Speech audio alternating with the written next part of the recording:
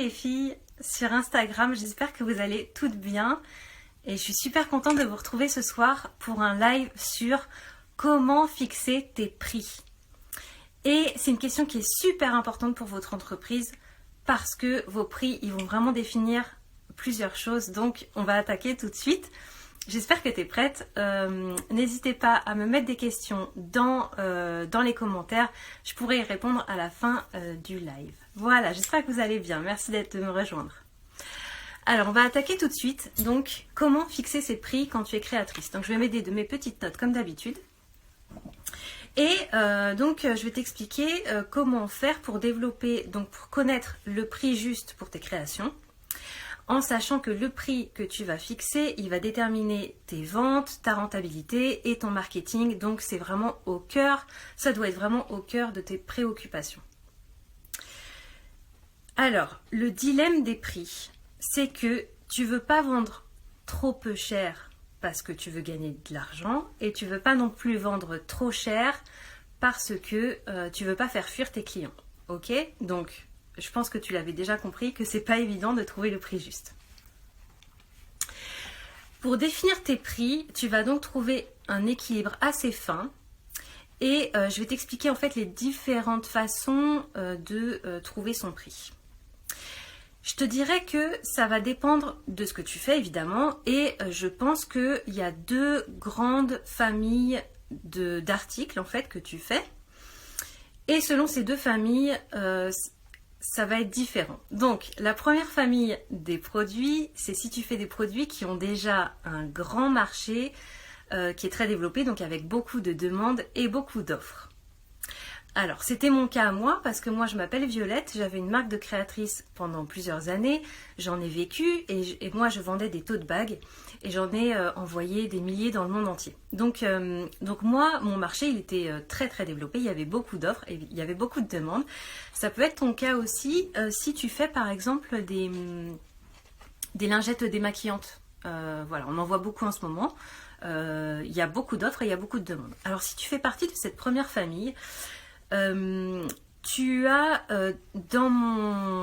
à mon sens, tu as trois possibilités. La première possibilité, c'est de t'aligner avec le prix de tes concurrents. Voilà, c'est tout bête. C'est tu prends les concurrents les plus importants. En général, il y a un prix un peu, qui coule de source, enfin, que beaucoup de gens en mettent. Donc, tu peux t'aligner sur ces prix-là parce que c'est le prix du marché. Donc, les gens sont habitués à ce prix et donc ça va paraître tout à fait cohérent. La deuxième possibilité, c'est de te placer juste en dessous de ce prix pour essayer de gagner des parts de marché. Ok, donc en essayant d'attirer des clients avec un produit un tout petit peu en dessous du prix habituel. Ta troisième possibilité, c'est de te placer juste au-dessus du prix habituel avec une offre peut-être en plus qui justifie que tu mets ce prix un peu plus élevé. Si tu fais un prix un tout petit peu plus élevé, tu vas peut-être perdre des parts de marché, tu vas peut-être moins attirer de clients, mais la valeur perçue va être un peu plus importante. Donc c'est à toi de voir ton positionnement en fait, tout simplement. Le truc c'est que donc quand tu vends des choses qui sont très répandues comme ça, où il y a beaucoup d'offres et de demandes, et ben t'as pas beaucoup de marge de manœuvre. De toute façon parce que le public est habitué à un certain prix, donc tu peux pas, t'as pas une amplitude de prix dingue, voilà, ça se joue à 5 € près quoi en gros, enfin voilà. Alors l'inconvénient quand tu es sur un marché comme ça où il y a beaucoup d'offres et de demandes, c'est que tu es forcément en réaction par rapport à ta concurrence. Tu es forcément en réaction par rapport à ce qui se fait sur le marché. Et du coup, tu peux pas fixer tes prix complètement librement en fait. Tu es vraiment dépendante de ce qui se fait sur le marché. Donc ça, c'est le petit inconvénient. Par contre, l'avantage, c'est que comme il y a beaucoup de demandes, fatalement, tu as beaucoup de chances de pouvoir vendre tes articles. Si tu es dans ce cas de figure que j'ai décrit là, donc des produits assez répandus avec beaucoup d'offres et de demandes, ce que je t'encourage à faire, c'est de développer quelque chose qui fait que tu peux vendre tes articles plus cher. C'est pas forcément évident. Moi, ça, je l'enseigne dans la formation Les Gaillardes, dont les inscriptions se terminent vendredi. Et si tu veux en savoir plus, tu vas dans mon profil, tu verras toutes les infos. Ensuite, le deuxième cas de figure, c'est si tes articles sont peu répandus. Et ça, en fait, ça arrive beaucoup plus souvent que ce que je pensais. Moi, je connais plusieurs créatrices qui ont lancé des produits qui n'existaient pas. Des trucs vraiment novateurs. Vraiment personnels qu'elles ont fait voilà, avec leur sensibilité. Alors dans ce cas-là, t'as pas de concurrence et du coup tu es beaucoup plus libre pour fixer tes prix et du coup tu sais absolument pas quel prix fixer et c'est tout à fait logique. Donc on en parle tout de suite. Comme tu peux établir tes prix librement, tu as pareil, d'après mes notes, tu as 3 possibilités. Donc la première possibilité, c'est que tu peux faire un prix bas qui est suffisant pour couvrir tes charges et ça va te permettre de tester le marché et de voir si ton produit est attractif pour les clients. Ça, c'est la première solution. La deuxième solution, si tu es dans ce cas de figure, c'est que tu peux faire un prix en fonction de la valeur perçue. Ouais, je sais, non mais c'est justement ça qui n'est pas évident. Mais oui, non, ce n'est pas évident. Donc, en fonction de la valeur perçue, donc évidemment c'est complètement subjectif et donc toi tu vas te dire bah mon produit je l'estime à peu près tant, tu peux le valider auprès de tes proches, voir s'ils pensent la même chose que toi et de toute façon pour valider ton intuition eh ben, tu vas tester le prix dans ta boutique en ligne et voir s'il y a des ventes qui se font à ce prix là. Il n'y a pas 36 façons de procéder. La troisième solution, si tu es dans ce cas de figure-là, c'est que tu peux te positionner en prix haut de gamme si la valeur perçue de tes produits qui sont nouveaux est assez élevée. Quoi qu'il arrive, tu es obligé, parce que je sais que cette prise de tête-là des prix, elle peut bloquer le passage à l'action. Parce qu'on se dit, ah, je sais pas quoi mettre comme prix... j'hésite entre ça et ça et un peu fixer ces prix ça donne l'impression qu'une fois que les prix ils sont fixés ben t'as mis tes prix, ça y est c'est fini, voilà. En fait fixer ces prix c'est pas du tout ça, t'es obligé de passer par une phase d'expérimentation où tu vas fixer un prix et tu vas voir comment le marché réagit. Alors, il faut fixer des prix et il faut laisser suffisamment longtemps pour vraiment tester. C'est-à-dire que tu ne peux pas changer ton prix toutes les semaines parce que tu n'auras pas assez de recul pour savoir les conséquences qu'il y a. Je pense qu'il faut tester des prix entre 3 semaines et 1 mois pour se rendre compte vraiment de si ça marche ou pas. Voilà, pour moi, c'est la zone temporelle en dessous de laquelle tu ne pourras pas vraiment te fier aux résultats. Là-dessus, moi d'après mon expérience en fait, je voulais juste partager avec toi parce que donc quand j'ai vendu mes tote bags, je les vendais au début à 14 € le tote bag où j'imprimais mes illustrations dessus. Et 14 €, j'en vendais plusieurs par semaine, donc c'est quand j'ai lancé mon activité en fait au bout d'1 an. Bon, la première année ça n'a pas du tout marché, mais au bout d'1 an j'ai lancé des tote bags et donc à 14 € et voilà, j'en vendais bien, ça commençait à décoller et tout à coup, les ventes se sont complètement arrêtées. Et j'ai pas compris en fait. Et j'ai mis plusieurs semaines à me rendre compte que le marché avait évolué et que il fallait que je baisse mon prix de 2 €. Et le jour où j'ai baissé mon prix de 2 €, et ben les ventes ont repris comme avant en fait, comme avant l'interruption des ventes. Donc le marché avait évolué, j'avais juste pas saisi le changement. Et du coup, j'ai réajusté mon prix et ça a redémarré tout de suite. Donc, le prix, ça a un vrai impact sur les ventes, même à 2 € près, c'est assez ouf. Voilà, je voulais te partager ça. Maintenant, je vais te parler de quelque chose qui est super important, qui est les prix très bas. Parce que quand on lance ses produits, on peut être tenté de mettre des prix hyper bas pour récupérer des parts de marché. Et du coup, on se dit, avec mes prix très bas, je vais être super attractif parce que vu que c'est pas cher, les gens vont se jeter dessus. Du coup, je vais récupérer plein de ventes. Alors, les prix très bas, ça a 2 conséquences. La première, c'est que la valeur perçue de ce que tu vends, ça va être complètement dévalorisé. Je te donne un exemple. Si tu vois un bijou à 9 euros et un bijou à 35 euros, eh bien, tu vas te dire que celui qui est à 9 euros, il est de mauvaise qualité. Est-ce que tu es d'accord avec moi? Voilà, franchement, il n'y a pas de... Voilà, c'est en fait un article qui est trop peu cher par rapport à la valeur perçue, on va s'en méfier. Et du coup, c'est pas terrible. Et en fait, ça n'attire pas les clients, pas forcément. La deuxième conséquence à ça, si tu as des prix qui sont vraiment trop bas pour essayer d'attirer le chaland, c'est que tu vas attirer une clientèle qui recherche des produits vraiment pas chers. Et c'est pas que ces gens-là, on veut pas leur vendre des choses, c'est que en fait, est-ce que c'est vraiment la clientèle que tu veux? Est-ce que tu veux vraiment une clientèle qui veut payer des choses archi pas chères? Parce que finalement, c'est ces gens-là que tu vas attirer. Et est-ce que vraiment une différence de, 10 euros ou 8 euros, est-ce que ça va vraiment faire une différence pour ton client? Ou est-ce que c'est ton client qui a un problème avec l'argent et qui fait des blocages sur les dépenses? Voilà. Moi, je pose ces questions-là, mais sincèrement, je pense que les prix bas, c'est pas forcément une bonne idée. Il y a un autre paramètre aussi qu'il faut prendre en compte, c'est que je sais pas si tu aimes... Attends, faut que je trouve un exemple vraiment parlant. Je sais pas si tu as envie de peindre. Imaginons que tu vends de la peinture, et que tu vends de la peinture, on va dire jaune à paillettes. Tu vois, j'en sais rien. Si tu vends de la peinture jaune à paillettes, on va dire, j'en sais rien, que tu la vends vraiment pas cher par rapport au prix que ce qu'elle pourrait coûter, est-ce que tu penses que les gens vont plus te l'acheter? Ce que je veux dire par là, c'est que c'est pas parce que quelque chose n'est pas cher que les gens vont les acheter.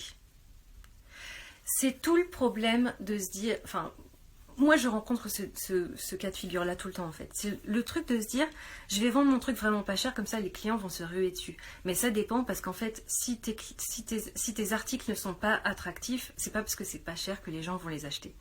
Donc, c'est vraiment une question de quelle est la valeur de ce que tu vends, quelle est la valeur perçue par les clients et quelle est ta politique de prix par rapport à ça. Voilà. Qu'est-ce que je voulais te dire ensuite? Concernant les frais de port. Alors, je pense que tu le sais maintenant, c'est assez malin d'intégrer ton prix de frais de port dans ton article pour éviter que les gens mettent dans leur panier des trucs et puis qu'au final, il y ait 13 euros de frais de port qui s'additionnent à ce qu'ils ont mis dans leur panier. Voilà, on est toujours un peu déçus. Quand on voit les frais de port à la fin, on se dit « Oh purée, on est assommé par les frais de port hyper chers. » Donc, les frais de port, c'est vrai que c'est pas mal de les intégrer, si tu peux, au prix de tes articles.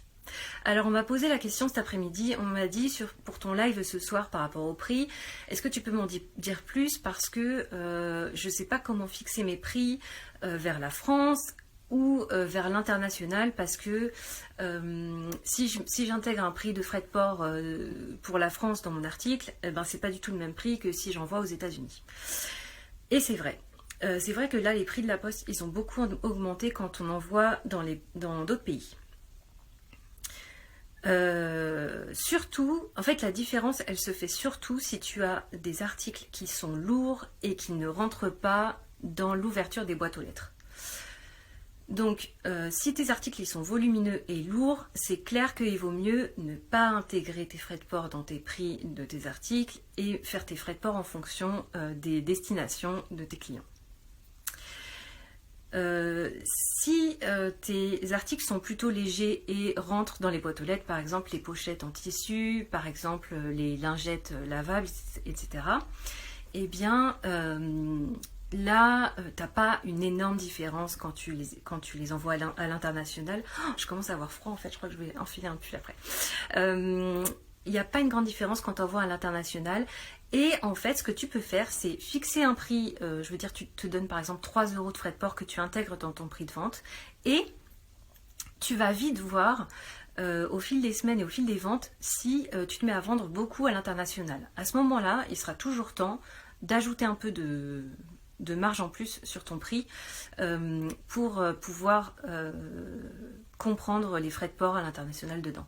Ok? Est-ce que je suis claire? Je ne sais pas si je suis claire. C'est un peu technique et un peu... voilà. Je ne sais pas si je suis très claire. N'hésite pas à me le dire dans les commentaires. Les frais de port. Aussi, il faut savoir que, en fait, si tu fais des frais de port en plus, non, mais ça c'est un peu, ouais. Si tu fais des frais de port en plus, en fait, donc si tu les comprends pas dans tes articles, ils vont s'additionner d'une façon un peu spectaculaire, en fait.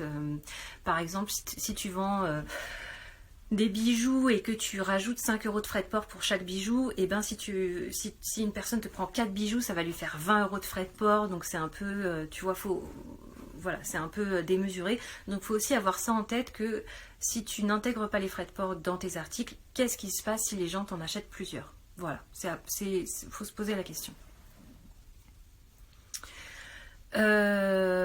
Un autre point sur lequel je voulais attirer ton attention, c'est que je t'encourage à ne pas trop investir en packaging parce que ça te mange ta marge et souvent c'est un peu surdimensionné. Tu vois, c'est un peu démesuré. Tu vois, je vois des nanas qui vendent des bijoux à genre entre 20 et 30 €, genre 19 €, 25 € et qui ont des petites boîtes super belles avec leur logo imprimé en doré dessus. Après, il n'y a pas de souci. On a le droit de se faire plaisir en packaging. Ok, j'ai rien contre ça. Je trouve que c'est important de se faire plaisir. Surtout si tu as un CDI à côté, que tu gagnes plutôt bien ta vie et tout, il n'y a pas de souci. Mais si jamais tu veux vivre de ta marque et que tu n'as pas forcément de revenus à côté ou que tu as envie de plus avoir de revenus à côté et vraiment de vivre entièrement de ta marque, je t'encourage à ne pas trop dépenser en packaging, en papier de soie, en carte de visite, en trucs et tout. Parce que par rapport à ton prix de vente, ça te mange ta marge et franchement c'est hyper dommage. Je voulais te dire, donc en conclusion, c'est que quoi qu'il en soit par rapport à ton prix de vente, tu es obligé de passer par une phase d'expérimentation. Tu peux pas te dire je vais fixer mes prix et il faut que ce soit le prix juste dès le début en fait. Tu vas voir que en fait c'est très difficile de trouver le prix juste tout de suite. Et souvent on me répond à ça, mais attends, t'es ouf, je vais pas changer mes prix, pour les clients ça va être trop bizarre et tout. Ouais, en même temps, je te dirais franchement si t'as pas 5000 visites par jour, je pense pas que les clients seront, même si tu as quelques clients qui connaissent un peu ta boutique, ils seront pas forcément choqués s'il y a une petite différence de 5 € sur tes prix. Ok? Donc je pense que pour trouver ton marché et pour trouver ton prix juste, il faut vraiment se détacher de ce que les gens peuvent penser. Parce que c'est grâce à cette expérimentation que tu vas vraiment trouver ton point de rentabilité et franchement c'est tellement important que ce que les gens peuvent penser, il faut que ça passe au second plan. Ok? Voilà les filles, ce que je voulais vous dire ce soir. Donc comme tu le sais, j'ai lancé une formation pour les créatrices. La session, elle commence vendredi. Attends, je sais pas si ce sera un vendredi. Non, les inscriptions s'arrêtent vendredi et la formation commence le 18 février. Ça dure 5 semaines et sur 5 semaines en fait je vais t'apprendre les 5 étapes qu'il faut développer avec des outils très, très précis pour que tu puisses vivre de tes créations. Donc si jamais tu en as marre parce que tes créations tu les vends un petit peu mais que tu vois que ça décolle pas, tu fonces, tu vas sur mon lien dans ma bio et tu cliques et tu regardes au moins les infos de la formation. Ok, peut-être que tu voudras pas t'inscrire tout de suite, ce que je comprends très bien. Peut-être que tu vas juste regarder pour jeter un coup d'œil et voir ce que ça vaut. Je t'encourage en tout cas à regarder et à te faire ton avis en cliquant sur le lien dans ma bio. C'est www.malicestratégie.com et c'est pour rejoindre le cercle des gaillardes. J'ai vu qu'il n'y a pas de questions, donc on est bon. Si jamais il y a une petite question sur les prix, je pense que j'ai couvert à peu près le sujet. Si jamais il y a une petite question sur les prix, n'hésitez pas. Et sinon, je vous retrouve demain pour un autre live à 20h30. Le sujet sera comment faire décoller tes ventes avec 3 moyens. Donc les 3 moyens de faire décoller tes ventes. Voilà, donc je vois pas de questions. Donc je vais vous souhaiter une super soirée à tous. Je vous embrasse et je vous retrouve demain à 20h30. Bye.